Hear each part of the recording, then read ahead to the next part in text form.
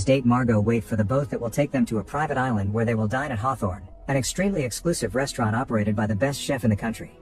Tyler's a foodie obsessed with this chef and the details behind fine dining in general. When the boat arrives, the two of them are shocked to see how many important people will be traveling with them.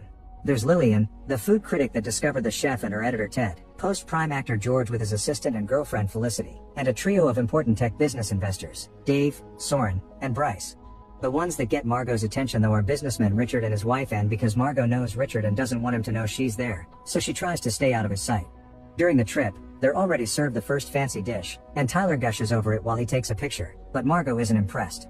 When they finally arrive at the island, the maitre d' Elsa calls Margot a different name, so Tyler has to explain there was a change of plans and he came with a different date, making the whole situation pretty awkward. Before dining, Teresa tour for the guests, and Elsa shows the guests all the facilities while explaining the restaurant's employees do all the hunting and farming. That's why everyone lives here. The chef also lives on the island, but his house is off limits. Afterward they finally enter the restaurant, where they discover the kitchen is an open area that allows them to watch the cooks work. There's also an old lady named Linda on one of the tables who looks like doesn't belong at all. When Richard finally notices Margot's presence, he asks his wife to exchange seats with him so he can have a better view. Elsa informs everyone that they can watch the cooks work but pictures aren't allowed. Tyler immediately comes closer to point out all the techniques they're using and asks tons of questions, so the cooks have to ask him to stop distracting them. At that moment, Chef Slowik arrives and Elsa tells him something that makes him stare at Margot. The first dish is the complimentary appetizer. Lillian takes her time with the food, smelling and tasting everything carefully, but Felicity is busy trying to break up with George.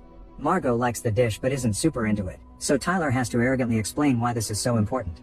Moments later, it's time for the first course. Slowik comes forward and claps his hand to make all his cooks turn around at the same time like obedient little soldiers.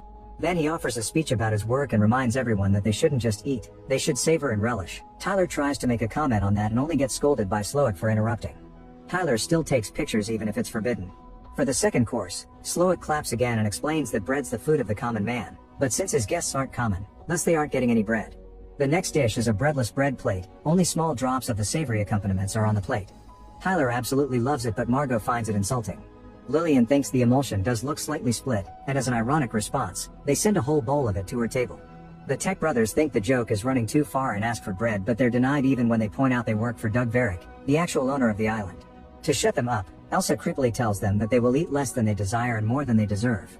Margot refuses to eat her dish and Tyler tries to take it for himself only to accidentally break a glass in the process. Slowik immediately comes to the table and Tyler tries to apologize, but the chef is more interested in knowing why Margot isn't eating. Margot points out there is no food, and Slowik replies that he carefully designed the size of the portions so if she doesn't eat, she won't fill up. Margot still refuses to touch the dish, causing Slowik to leave rather offended and surprise everyone by gently checking on Linda. Margot can't help turning to look at Richard and notices this, causing her to point out that Margot looks like their dead daughter. Richard pretends he doesn't know Margot and asks his wife to change the subject. With another clap, Slowik announces the third course called Memory, which prompts him to share a memory about his family's old taco nights. He reveals Linda's his mother, and that she's been drunk since he was a kid. His father was a drunk first, and one night, Linda called him out for it, so the man tried to kill her with the phone cord. To save his mother, little Slowik grabbed a pair of scissors and stabbed his father in the thigh, but now he regrets not having killed him. To remember that special taco night, the dish is a smoked chicken thigh served with a pair of scissors in it on top of a phone cord. The tortillas were made fresh but to add a touch of innovation, they've been engraved with a laser machine. Everyone is disturbed by the story, but things get even more awkward when they discover the memories on the tortillas. Lillian finds pictures of restaurants that closed because of her bad reviews, and Anne is shocked to see photographs of her husband's private life. One in particular shows Richard going out with a strange woman, but Richard swears it's just a prank. George finds pictures of his role as Dr. Sunshine, a movie that did awful when it came out, and the Tech brothers are disturbed to find their company's tax records that prove they've created invoices with fake charges. Elsa refuses to explain how they acquired that information, and when the men threaten with closing up this place, Elsa cryptically says it won't be necessary. Tyler sees himself taking pictures of the food and thinks Slowik hates him. Margot finds the images insulting and wants to send the dish back, but Tyler snaps at her and calls her a child for not behaving correctly. Hurt, Margot decides to go to the bathroom, and Elsa rushes to stop her from entering a forbidden silver door. When she makes it to the bathroom, Margot gets close to the window to have a smoke and notices an employee running with a pair of angel wings in his arms. At that moment, Slowik comes to ask Margot why she refused to eat again since he's feeling wounded by her attitude, but Margot just says she isn't that hungry. Slowik also wants to know who she really is, and when she says she's just Margot from Nebraska, Slowik doesn't believe her. A moment later, the cooks start the preparations for the fourth course by putting a piece of fabric and some decorations on the floor. Slowik introduces everyone to Jeremy, one of his sous chefs who created the next dish called the mess. Jeremy studied in an important culinary school and his dream has always been to work for Slowik, and while Slowik admits he's talented, he doesn't think Jeremy is great. Jeremy may want a life full of prestige like Slowik's, but Slowik thinks his life is full of pressure, not to mention all the unhappy customers and critics that won't appreciate his work. Slowik asks Jeremy if he wants that life, and when Jeremy says no, Slowik kisses him on both cheeks and steps back before Jeremy takes out a gun. Then Slowik announces the fourth course and Jeremy ends things in front of anyone. The other cooks aren't surprised by this and watch solemnly, but all the guests freak out and step back except for Tyler, who finds this fascinating. As the body is taken away, Slowik asks everyone to sit down and accept this as part of the show. Everyone begins discussing if the death had been real or not, and Richard has had enough. He tries to leave with Anne, but Elsa stops him, explaining there's no available boat. Richard still insists, causing Elsa to order the chefs to grab him and get his ring finger. Guests start freaking out again except for Tyler, who is still enjoying his meal without a care. While Richard wiggles on the floor in pain, Elsa returns the fallen wedding ring to Anne. Slowik once again explains this is part of the menu, and Lillian accepts it, but the others are starting to get afraid. Felicity wants George to have a talk with Slowik since supposedly they're friends, but George confesses he lied to impress her. Elsa brings Margot to the kitchen, where Slowik tells her she's simply wrong. He can tell she isn't a Margot and that's a problem because she wasn't part of that original menu plan. Slowik wants to know if Margot is on the side of the guests or the restaurants, not that it matters because everyone's dying tonight anyway. Margot rushes back to her table in tears and slaps Tyler when he won't stop talking about the food. The whole mood in the restaurant is tense and nervous. Soren goes crazy and decides to try to break a window with a chair, but it's made of unbreakable glass, so Elsa just takes him back to his table. The next course is tea served as a palate cleanser, and Slowik takes the chance to ask if anyone has any questions. Tyler makes a stupid question about the tea, but George comes through and wonders what's going on. Slowik explains their ingredients in a degustation concept, but this shouldn't be a surprise.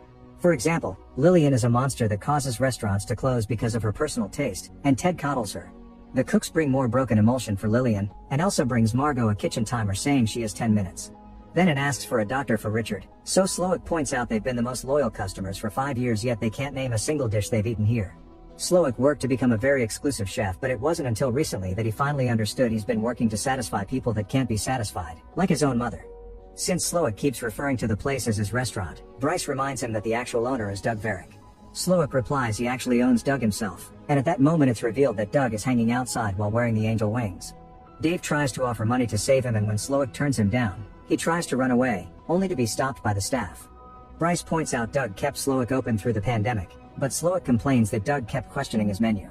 Elsa makes a sign with her arms and Doug is lowered into the sea until he drowns, prompting Slowik to announce he's finally free before going to his office. Suddenly the timer on Margot's table rings and she's asked to go see Slowik. Margot admits she isn't supposed to be here, and in return Slowik admits he can tell Margot's a fellow industry worker. He wants to know why Margot kept staring at Richard, making her confess that she's actually a street worker. Richard had been one of the few clients that managed to rattle her because he wanted her to pretend to be his daughter while they were getting frisky. Both Slowik and Margot agree that they used to enjoy serving others and bad clients have made them hate their jobs. Afterward, Slowik takes everyone outside. The next course is presented by sous chef Catherine, who explains Slowik has flirted with her many times, and she's always said no. Slowik didn't fire her but stopped looking her in the eye, and this inspired the next dish, called Man's Folly. Then Catherine stabs Slowik on his leg and hugs him before staining his chef uniform with blood, prompting him to apologize. Now all the male guests are given a chance to escape. They'll have a head start of 45 seconds, and then the staff will try to catch them. All the men begin running except for Tyler, so Slowik has to send him out there while Catherine takes the women inside. The women try the sixth course while sharing a table with Catherine, who explains everyone dies was her idea. Lillian's compliments make her cry, and all the other ladies begin offering compliments as well to keep her happy. Anne asks Margot if she knows her husband and Margot admits she does, but Anne doesn't comment on it. Margot ends up admitting her real name is Erin and she's from Massachusetts. Outside, Tyler spies on them through the window because he hates that he's missing a course.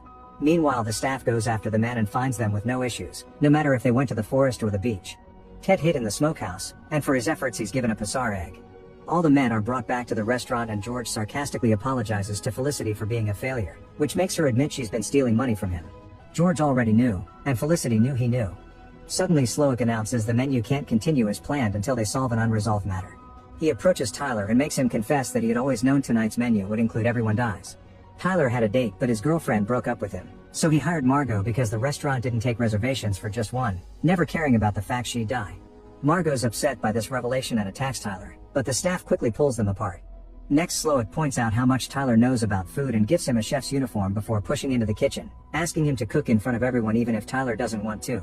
Tyler's cooking is messy, especially since Slowik keeps making fun of him for being Mr. Nuldigable Foodie, meaning the final dish is an absolute disaster. Slowik tells Tyler he's why the mystery has been drained from his art and whispers something in his ear that causes Tyler to take off the chef jacket and run in tears. Afterward, Slowik takes Margot aside to ask for a favor. To start preparing dessert, they require a large barrel that is supposed to be in a corner but Elsa forgot to bring. Slowik wants Margot to go get it and ignores Elsa when she says the staff can do it. On her way out, Margot discovers Tyler has ended things for himself, but she doesn't care. Then Slowik returns to the dining area, where George points out that this isn't really fair. Slowik explains George is being punished because he saw Dr. Sunshine some years ago and ruined the first day off he had in months. On the other hand, Felicity'll die because she graduated from Brown University without any student debt. Meanwhile, Margot makes it to the smokehouse, but instead of grabbing the barrel, she grabs a knife. Afterward, she sneaks into Slowik's house, which is an exact copy of the restaurant, but with a bed in it. Margot tries to leave through the silver door, but she's interrupted by Elsa, who has her own knife and reminds her this area is out of limits. Suddenly, Elsa attacks Margot, explaining she doesn't want to be replaced. Margot defends herself with objects from the kitchen as she points out she doesn't want to work here, but Elsa says she didn't forget the barrel, Slowik just never asked for it. Both women end up struggling on the floor, and by trying to keep the knife away from her body, Margot ends up accidentally killing Elsa. After her initial panic is over, Margot takes Elsa's keys and opens the silver door. There she finds a simple room with Slowik's memories from when he was younger and happier with a family and a job making hamburgers. There's also a radio in the room, and Margot tries to use it to call for help. Back in the restaurant, Bryce is presented with a cake because his friends had told the restaurant that it was his birthday.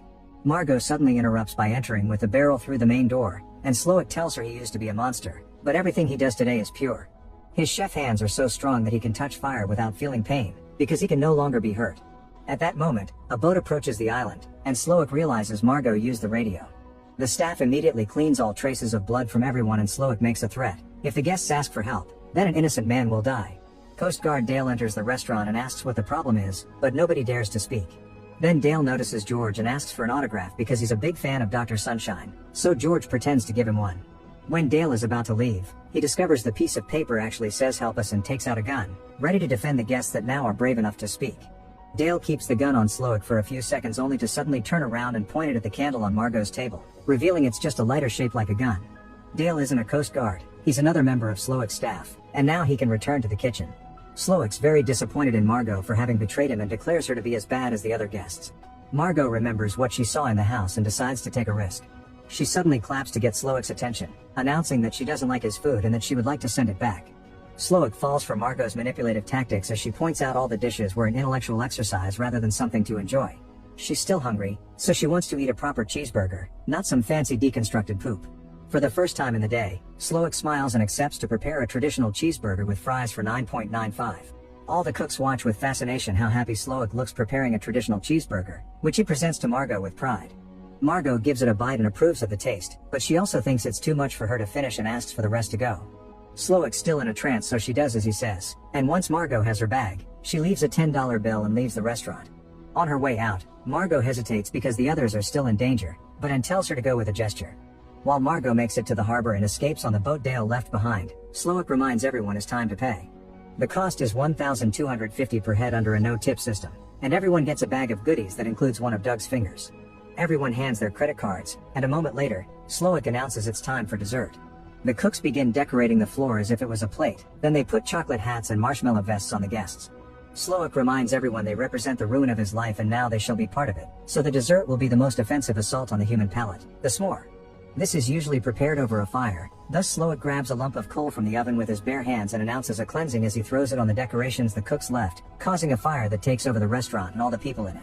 Meanwhile, Margot stops the boat to finish her cheeseburger while watching the restaurant burn, using the copy of the menu that came with the gift bag to wipe her mouth.